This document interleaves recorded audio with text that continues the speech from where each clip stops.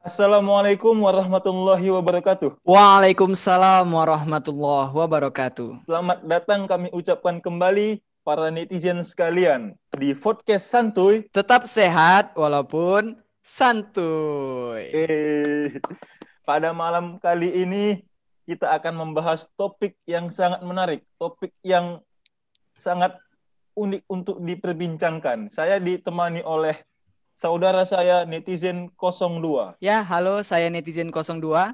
Nah, seperti biasa, di setiap episode podcast santuy, kita perwakilan netizen selalu mengundang narasumber yang luar biasa, yang sangat fresh dan tentunya menginspirasi. Oleh karena itu, hari ini kita sudah kehadiran sosok tersebut. The one and only Dr. Fauriski Febrian Prapiska, spesialis urologi yang juga merupakan dosen di Fakultas Kedokteran Universitas Sumatera Utara. Selamat datang dokter, terima kasih telah menyempatkan waktunya untuk berbagi ilmu dan pengalaman di podcast episode kali ini. Terima kasih banyak sekali lagi kami ucapkan dok. Jadi dok, kira-kira dok pada pandemi kali ini dok, gimana dok kabarnya dok? Gimana kegiatan sehari-harinya dok? Ya, pertama-tama saya bilang waalaikumsalam atas salamnya tadi. Terima kasih sudah diundang ke acara podcast santuy. Mudah-mudahan bisa memberikan informasi sama orang-orang banyak terkait masa pandemi. Alhamdulillah masih sehat. Mudah-mudahan kita sehat selalu semua. Mungkin sampai seterusnya menunggu sampai pandemi ini mereda dan vaksinnya ada. Alhamdulillah dokter, kami juga turut senang mendengar dokter yang masih tetap sehat dan tampak bugar nih. Kayaknya rajin olahraga nih ya dok. Semoga bisa inspirasi juga untuk kami anak-anak muda ini. Alhamdulillah ya. Ya, dan kita terus berdoa semoga seluruh tenaga kesehatan tetap diberikan kesehatan dan kesabaran di lapangan selama masa-masa seperti sekarang ini. Nah, amin. Amin, ya Rabbal Alamin. Seperti biasa, Dr. Fauriski dan netizen 03, sahabat saya, kita sudah diserbu oleh banyak pertanyaan dari netizen. Nah, ada yang bertanya nih dok, kita langsung masuk dok. Apa sih dok penyakit saluran kemih di kalangan anak muda yang paling sering dokter hadapi sejauh ini di lapangan? Baik, terima kasih. Mungkin kalau untuk ke sehari-hari praktek di lapangan untuk usia muda tuh banyak rentang usia pada orang itu mulai dari anak balita, bayi, balita, anak-anak, dewasa muda, dewasa ya, ataupun dewasa lanjut. Pada usia dewasa yang dimasuk pertanyaan ini mungkin usia kurang lebih di bawah 35 tahun atau 30 tahun ke bawah ya. Artinya usia yang bisa dewasa muda sampai menuju dewasa. Usia yang masih aktif ya. Yang paling banyak saya jumpai selama ini kalau pada usia segitu biasanya penyakit infeksi saluran kencing. Ya, mungkin ini umum dijumpai tidak hanya di praktisi spesialis urologi seperti saya ya, bisa juga di klinik-klinik ya, mungkin infeksi saluran kencing banyak dijumpai. Baik, ternyata seperti itu ya netizen, apalagi anak-anak muda yang tadi di umur di bawah 30 tahun ternyata infeksi saluran kencing atau kemih nih yang sering terjadi di umur-umur kita. Nah, mungkin bisa dilanjut dari netizen 03, mungkin pasti ada banyak pertanyaan lagi yang mau disampaikan nih. Terima kasih banyak netizen 02. Kebetulan sekali dok, banyak yang bertanya juga dok. Sebenarnya infeksi saluran kemih itu apa ya dok ya? Itu gimana sih bisa terjadi dok? Jadi kebetulan sekali dok, karena kebanyakan tadi infeksi saluran kemih ya kan dok? Ya, baik. Infeksi saluran kencing itu ya infeksi di saluran kencing kita yang terdiri dari urutannya ginjal sampai dikeluarkan melalui lubang kencing. Ya, itu berbeda mungkin lubang kencingnya pada wanita dan ataupun pada pria. Infeksi saluran kencing banyak menjadi permasalahan oleh karena mungkin dia sifatnya kalau dalam fase awal tidak membahayakan tapi mengganggu ya. Yang membahayakan itu kalau infeksinya sudah berat sampai menyebar ke seluruh tubuh sehingga terjadi yang namanya infeksi berat ya, itu mungkin bisa sampai menimbulkan kematian. Tapi kalau masih infeksi tahap awal, biasanya itu yang terjadi adalah gangguan. Apakah itu gangguan berkemih, gangguan kencing, ataupun gangguan yang dirasakan ketika misalnya terasa tidak enak di daerah perut bagian bawah, ya terasa panas pada waktu buang air kecil.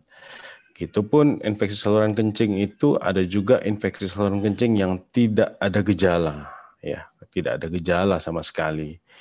Ya itu berarti ya mungkin seperti pada kasus pandemi sekarang, ada orang yang terinfeksi COVID tapi tanpa gejala, ada orang yang terinfeksi COVID dengan gejala.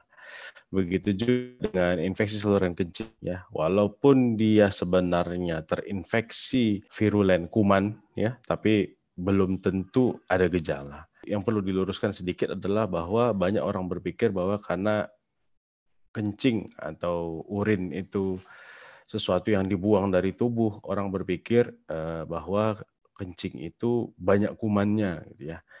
Secara ilmu, kencing itu sebenarnya diproduksi oleh ginjal sampai dikeluarkan itu adalah harusnya tidak ada kumannya. Artinya steril. Hanya saja kalau misalnya pada saat pemeriksaan ditemukan ada kumannya, ada kemungkinan orang yang memiliki kencing itu terkena infeksi saluran kencing. Jadi seperti itu ya dok ya. Ada gejala-gejalanya dan ada juga yang tidak bergejalanya ya dok ya. Itu dok, kira-kira dok menghindarinya dok bagaimana ya dok ya? Atau ada cara-cara khusus yang sering dilewatkan masyarakat dok untuk membersihkan saluran kemih dok? Ya, kalau secara ilmu kesehatan masyarakat, infeksi saluran kencing ini lebih banyak pada wanita daripada pada pria. Kalau secara ilmu kedokteran, hal ini dikarenakan lubang kencing pada wanita itu berdekatan sama tempat-tempat sensitif lainnya seperti alat genitalia ataupun lubang anus, ya. Ini mempengaruhi terjadinya infeksi, ya, pada wanita. Kalau pada pria, lubang genitalia dan lubang kencingnya satu muara, ya, dan itu berjauhan dengan lubang anus. Mungkin yang mempengaruhi dalam hal pencegahan adalah untuk menjaga kebersihan diri. Ya, salah satunya mungkin setelah buang air kecil rutin untuk cebok, ya, membersihkan genitalia, alat kelamin. Ya, setelah itu mungkin juga harus dibiasakan menjaga higienitas namanya, ya. Artinya pakaian dalam, celana dalam mungkin lebih rutin untuk diganti, ya. Ya, ini penting juga buat para netizen, terutama buat yang mahasiswa kan kadang sering pakaian dalamnya seminggu sekali baru ganti, ya. Ada istilahnya tuh dok biasanya. Ada set A, set B dok. Dibalik dia dok biasanya. Iya, kalau seminggu panjang deh. Side A, side B, side C, side D, side E, side F.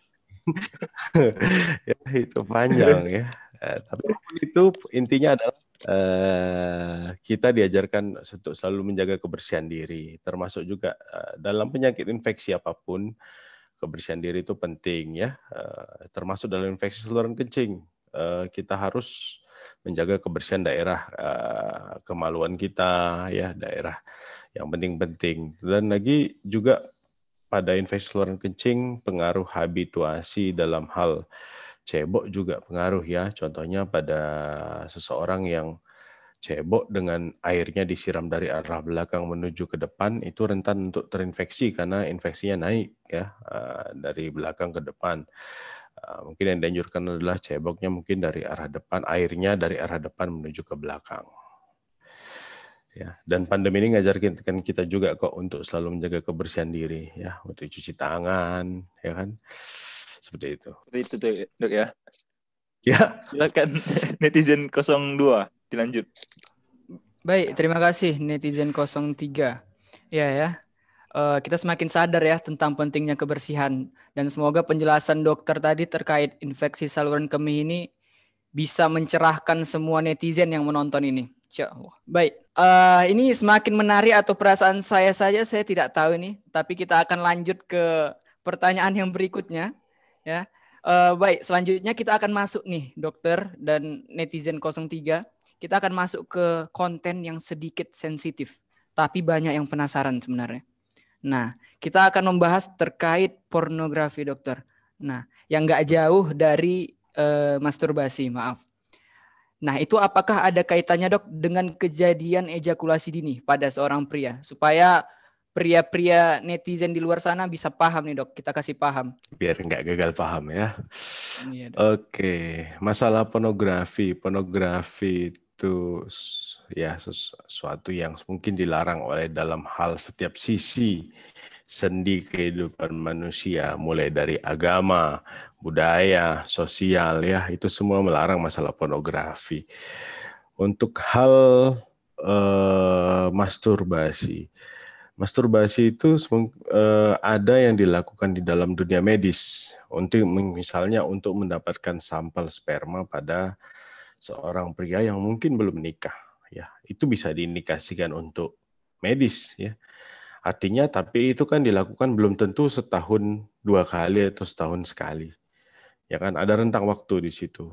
Bagaimana dengan orang yang cenderung menonton pornografi dan melakukan masturbasi? Dalam hal kaitannya dengan kehidupan seksual pada seorang pria, ini bisa mengganggu ya, karena banyak gangguan seksual yang bisa dihadapi pada pria. Salah satunya yang disebutkan oleh netizen 02 tadi, ejakulasi dini ya. Ejakulasi dini. Ataupun ada juga misalnya gangguan seksual, gangguan fungsi seksual, disfungsi seksual ya. Dalam hal ejakulasi dini seperti pertanyaannya tadi ya. Kadang-kadang dalam hal terjadinya ejakulasi dini itu banyak faktor yang berpengaruh ya, bukan hanya organ kelaminnya saja, tapi juga afek sikap psikis dari seseorang ya, dan juga dengan kondisi psikologis yang dialami oleh pria tersebut. Dan jika sudah terjadi ejakulasi dini, berarti harusnya pria ini sudah menikah ya, menurut aturan sosial yang terjadi di negara kita. Kalau misalnya terjadi ejakulasi dini, berarti ini pada pria yang sudah menikah, karena dalam negara kita tidak mungkin ada hubungan seksual yang diizinkan ya, hubungan seksual yang diizinkan tanpa adanya pernikahan. Nah, ketika seseorang yang rentan untuk menonton pornografi, itu akan mengubah psikisnya ya, karena apa yang dialami oleh dirinya secara real belum tentu sama apa yang diharapkannya ketika seperti saat dia sedang menonton pornografi ya. Mungkin itu bisa mempengaruhi kondisi psikisnya dalam menghadapi seksual ya. Dan lagi apa yang dimaksud dengan ejakulasi dini, ya berarti ejakulasi dini itu terjadinya ejakulasi yang terlalu cepat, bisa di awal saat memulai hubungan suami istri, ataupun bisa di saat baru melakukan penetrasi ke vagina sudah terjadi ejakulasi ya. Dan ini berpengaruh sama kondisi psikis pada pria, karena biasanya bisa terjadi gangguan hubungan yang kurang harmonis antara pasangan suami istri ya. Mungkin seperti itu yang dari penjelasannya netizen 02. Baik, terima kasih, Dok. Semoga dengan penjelasan tadi bisa ya semakin paham tentang pentingnya sebenarnya menghindari, karena sebenarnya udah dilarang dari berbagai aspek ya, seperti yang udah dokter jelaskan tadi, dan sebenarnya dampaknya juga nggak cuma ke tubuh kita tapi juga sampai ke pikiran kita. Mungkin dari netizen 03 ada lagi nih yang ingin ditanyakan. Terima kasih banyak netizen 02. Jadi kepada semua netizen diharapkan untuk kalau masih ketergantungan, mari hentikan. Kita bersama ketergantungan pornografi ya. Ketergantungan pornografi kita hentikan. Karena tidak hanya pada masalah seksual, tapi juga masalah psikis dan afektif kita terganggu juga, seperti yang dikatakan oleh Dr. Faurizky tadi. Izin dok, ini ada pertanyaan lagi dok, seputar tentang disfungsi ereksi juga dok, yang impotensi dokter. Nah, itu dok, ini banyak yang bertanya dok, kira-kira impotensi itu kenapa ya dok ya? Apa sih faktor-faktor utama yang dapat menyebabkan impotensi dok? Ya baik, disfungsi ereksi ya. Salah satunya adalah penyakitnya adalah impotensi. Disfungsi ereksi bahasa awamnya kali kelainan fungsi ereksi ya. Disfungsi ereksi. Apa itu ereksi? Ereksi adalah terjadinya hantaran darah yang banyak ke penis untuk membuat penis mampu melakukan penetrasi pada saat melakukan hubungan suami istri. Impotensi, banyak faktor yang buat terjadinya impotensi. Impotensi itu berarti tidak dapat menimbulkan terjadinya ereksi yang cukup untuk melakukan penetrasi. Ya. Sebenarnya dibagi beberapa derajat sih ya, Dek, ya. Ada skornya namanya erection hardness score. Itu adalah untuk menilai derajat ereksi dari seseorang, dan itu misalnya kalau di klinik ya pasien disuruh menjelaskan, mendeskripsikan bagaimana dengan ereksinya. Masalah penyebab selama ini yang saya jumpai banyak faktor. Ya, bisa terjadi oleh karena penyakit sekunder ya. Misalnya pasien yang menderita diabetes. Menderita diabetes mellitus yang sudah menahun, gula darah juga tidak terkontrol, sehingga menimbulkan terjadi namanya kerusakan pembuluh darah oleh karena penyakit diabetes tersebut. Ya, itu menimbulkan gangguan pada saat akan melakukan ereksi ya, karena pembuluh darahnya tidak dapat memberikan asupan yang cukup untuk terjadinya ereksi. Ya. Atau yang lain misalnya pada pasien dengan kondisi gangguan psikis, ya depresi misalnya, ada masalah dengan pasangan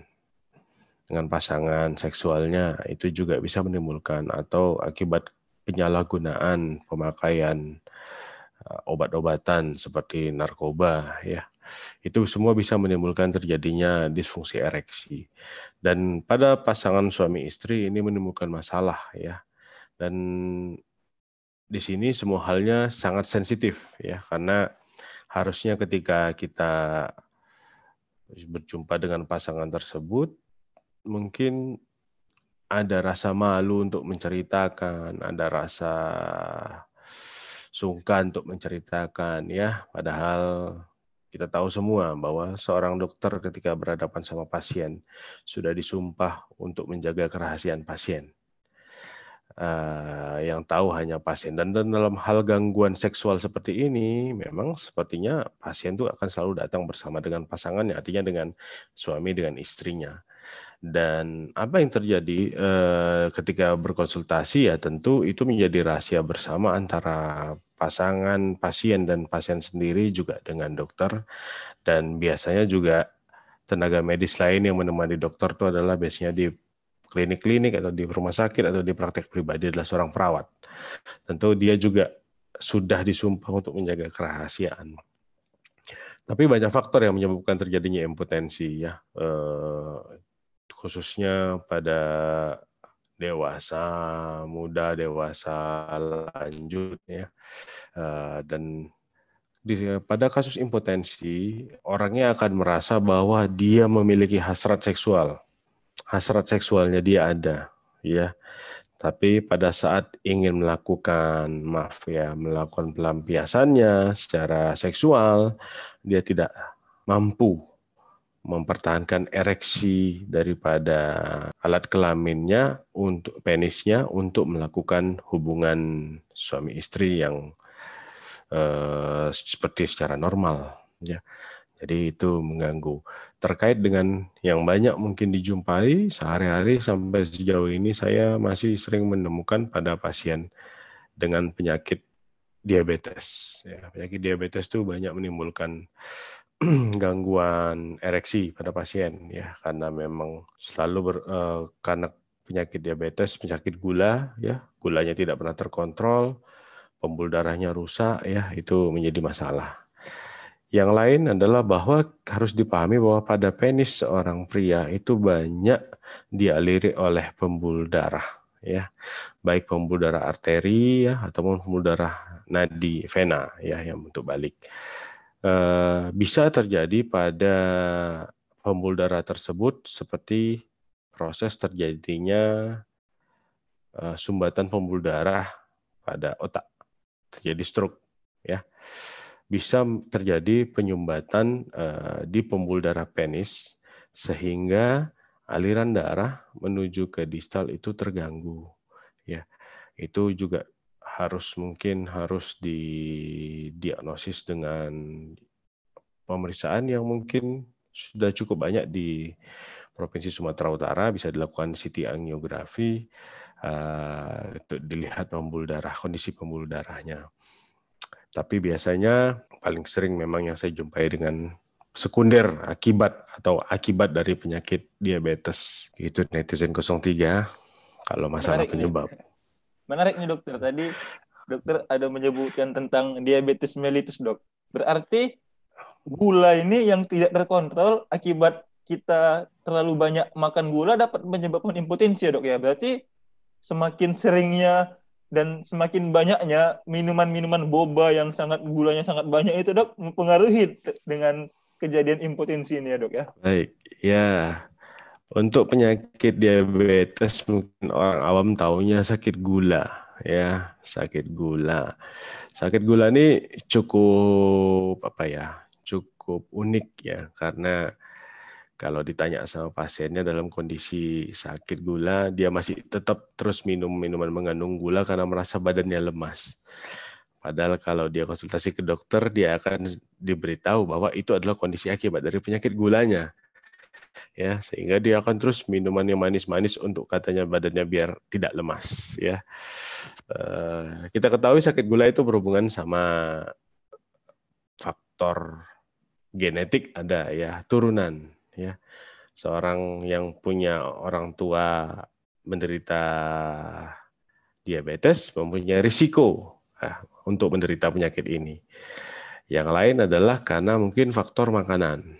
Ya, kalau kita lihat pola makannya orang Indonesia selalu dengan high karbohidrat, ya, karbohidrat yang tinggi, ya, dan karbohidrat adalah gula. Kalau di luar faktor keturunan, mungkin yang bisa dilakukan adalah mungkin kalau minum manis tadi boba, ya, kalau 1 botol untuk seminggu sekali ya nggak apa-apa kali ya. Karena badan masih bisa mengakomodir perubahan yang terjadi.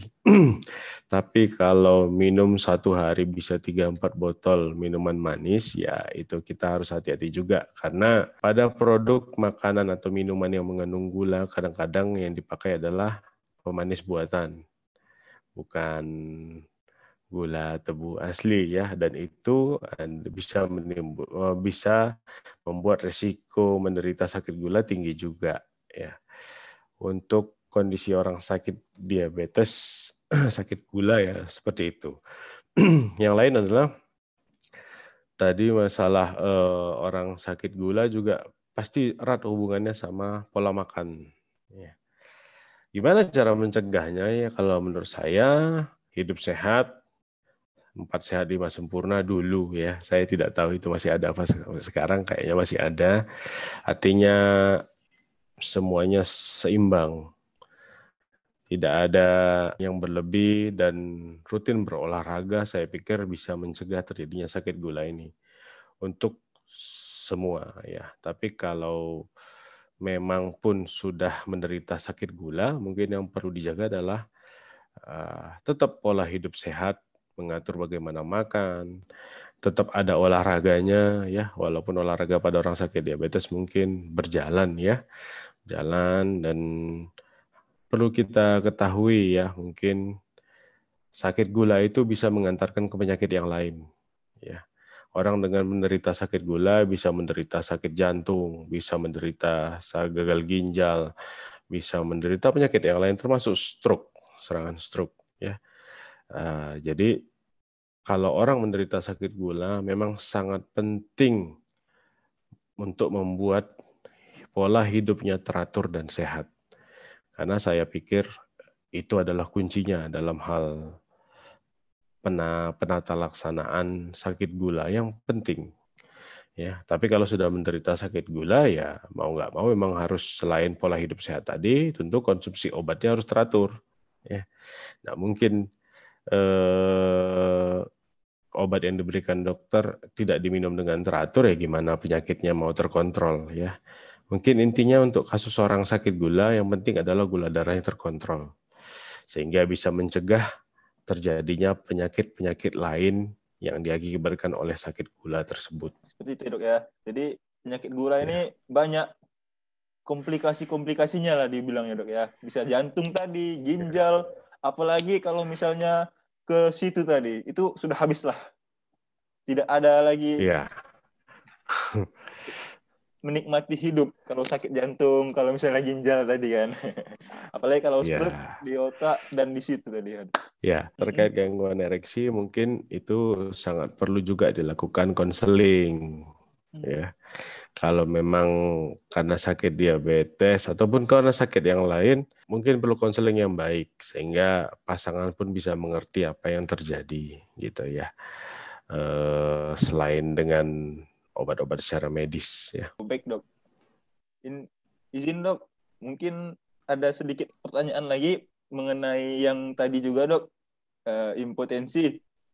Banyak yang dibungkus-bungkus rokok dulu dok, kan ada rokok menyebabkan impotensi dok. Nah, saya juga ingin bertanya dok, dengan alkohol dan hubungannya impotensi dok, kan semakin banyak peningkatan di anak muda-mudi sekarang yang sukanya minum alkohol. Ada nggak hubungannya sih dok dengan impotensi dok? Atau mungkin ada juga yang bilang dok, merokok dapat menyebabkan impotensi. Aku beli kok nggak dapat katanya dok. Itu bagaimana ya dok ya? Baik, kalau hubungan dengan rokok, untuk terjadinya potensi yang saya bilang tadi sumbatan atau timbulnya plak di pembuluh darah. Dia mirip proses yang terjadi pada jantung. Ya, itu bisa terjadinya apa bilangnya ya? Kalau untuk orang medis, bahasa medisnya trombus atau plak ya, plak pembuluh darah sehingga mengakibatkan pembuluh darahnya menyempit. Ya, kalau sudah menyempit tentu aliran aliran darahnya tidak sama lagi seperti yang tidak menyempit ya. Tentu itu menimbulkan masalah. Bagaimana dengan penggunaan alkohol ataupun tadi ada saya sebutkan masalah penggunaan obat-obat terlarang seperti narkoba ya.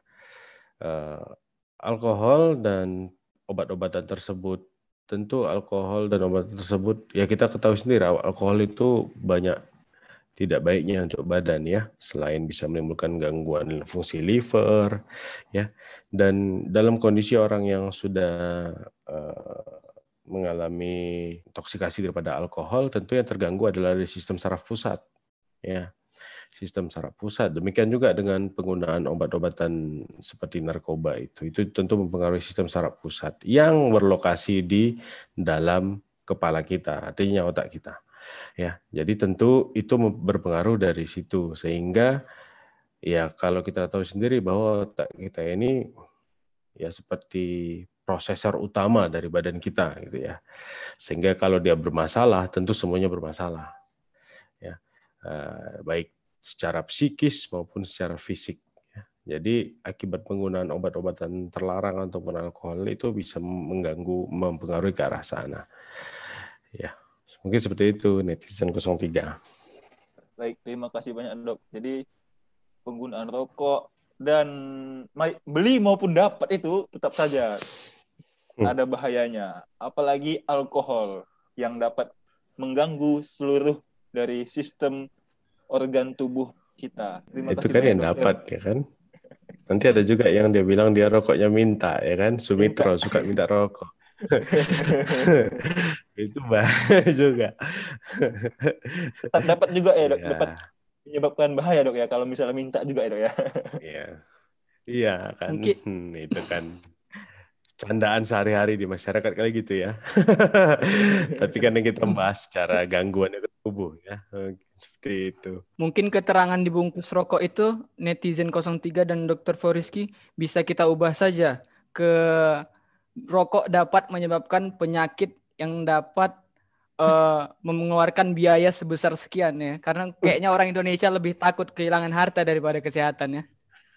Benar. Setuju. Iya, kalau yang saya tahu sih sudah pernah ada penelitiannya tuh di fakultas kita, di Fakultas Kedokteran itu sudah pernah ada penelitiannya. Ya, mungkin kalau nggak salah siapa mahasiswanya saya lupa, tapi ya kelihatannya masyarakat nggak terlalu peduli itu ya sama peringatan ya. Karena memang efek rokok itu kan tidak langsung terjadi. Ya, kalau efek rokok langsung terjadi kayak orang kena bakar luka sengatan listrik misalnya, mungkin orang langsung akan berhenti merokok, kan? Tapi kan yang terjadi dalam proses rokok itu hitungan tahun, ya. Artinya akumulasi seperti itu. Kalau untuk rokok panjang karena ya orang di dunia ini masalah rokok sejarahnya panjang, ya. Jadi penelitiannya sudah banyak dilakukan. Jadi datanya yang sudah sekian puluh tahun tuh ada, ya. Dan itu bisa dipercaya karena proses ilmiah dalam penelitian pasti berjalan dengan baik. Artinya itu bisa diterima dengan logika maupun dengan keilmuan. Baik dokter, terima kasih banyak dok. Jadi tadi rokok, alkohol, dan kurangi gula, banyak olahraga dapat mempersehat tubuh dan mempersehat dari organ reproduksi yang merupakan calon penerus-penerus bangsa. Ini ada pertanyaan terakhir dokter dari netizen. Ada yang penasaran juga dok. Kira-kira dok, dari pengalaman dokter selama menjadi dokter, penyakit apa dok yang agak sulit untuk diobati ataupun agak rumit untuk ditangani dok? Ya. Kalau selama saya berkarir sebagai dokter spesialis urologi, penyakit yang rumit itu semua penyakit rumit ya. Kalau sudah terjadi penyakit itu penanganannya tidak gampang kecuali penyakitnya simpel. Tapi sejauh ini yang banyak dan rumit untuk ditanganin adalah salah satunya adalah penyakit tumor ganas di saluran kencing. Yang kedua, penyakit masalah seksual, ya. Artinya kita spesialis urologi hanya membahas atau mengatasi penyakit seksual dari sisi pria. Kalau dari sisi wanita, mungkin itu sejawat saya dokter spesialis kandungan yang mengatasin, ya. Tapi kalau untuk dari sisi pria, kita dokter spesialis urologi yang membantu pengobatannya, ya. Makanya kalau ada pasangan yang mau punya anak, itu join kolaborasi antara dokter spesialis kandungan dengan dokter spesialis urologi, ya, karena kita sama-sama membidangin bidang di daerah alat kelamin, ya, artinya tidak hanya alatnya tapi juga fungsinya dan juga penggunaannya, ya, sehari-hari. Dan yang lain yang cukup sulit diatasi mungkin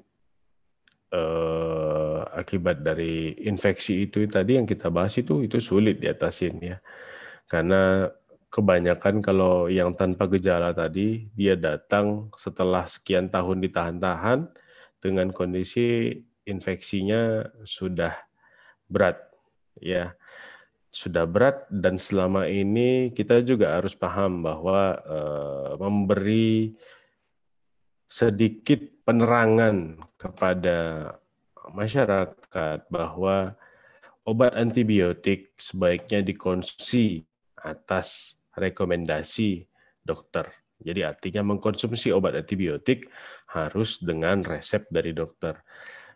Tapi apa yang terjadi di masyarakat banyak obat antibiotik rutin diminum sendiri tanpa perlu datang ke dokter. Gimana cara mendapatkannya, ya saya juga tidak bisa membahasnya di sini, tapi yang terjadi adalah seperti itu. Sehingga kalau ada infeksi yang diobatin dengan pemberian antibiotik yang tidak benar, ujung-ujungnya terjadi kekebalan dari kuman yang menginfeksi tersebut, ya, resistensi namanya, resistensi kuman terhadap antibiotik, bakteri terhadap antibiotik. Ya, bisa menimbulkan infeksinya jauh lebih parah, susah diobatin, ya. Dan dalam hal mengobatin penyakit infeksi ini ya memang dibutuhkan kesabaran. Bukan hanya pasien yang sabar, dokternya juga harus sabar karena memang pasien bisa datang dengan keluhan infeksi yang terus-menerus, mungkin sudah 2 minggu, 3 minggu menjalani perobatan, ya. Banyak proses yang terjadi dalam proses infeksi itu. Yang lain mungkin tadi yang saya bahas pertama tentang tumor saluran kencing sama masalah seksual. Masalah seksual, ya kebanyakan masyarakat kita kadang-kadang masih tabu membicarakannya kalau untuk berobat, membicarakan masalah itu, ya. Padahal kan saya bilang tadi seorang dokter kalau sudah berhadapan sama pasien maka dia sudah disumpah dengan jabatannya untuk menjaga kerahasiaan pasien, ya, dan supaya itu dijaga sampai dokter tersebut mungkin mangkat secara usia, ya, artinya ajalnya sudah datang. Tapi kalau untuk masalah tumor mungkin karena ya tumor saluran kencing itu gampang-gampang susah, ya. Kadang keluhannya ada tapi dibiarkan. Intinya adalah untuk kepada seluruh netizen, masyarakat, kalau ada keluhan di saluran kencing, apapun itu, sebaiknya segera berobat, ya. Jangan ditahan-tahan, jangan dipikir apa. Ambil contoh misalnya seorang kencingnya keluar batu, ya, batunya cuma sebesar beras. Terus dia biarin aja karena sudah nggak ada keluhan lagi, sakitnya sudah nggak ada, ya, batu kencing sudah nggak ada, gitu, ya. Tapi dia mengambil kesimpulan bahwa sudah bersih dari batu. Padahal dari sisi ilmu kedokteran bahwa batu yang bisa keluar itu secara spontan persentasenya yang paling tinggi adalah batu yang kurang dari 5 mm, artinya setengah sentimeter ke bawah. Yang di atas itu kemungkinan untuk keluar kecil sekali persentasenya, ya. Tetap bisa tapi kecil sekali.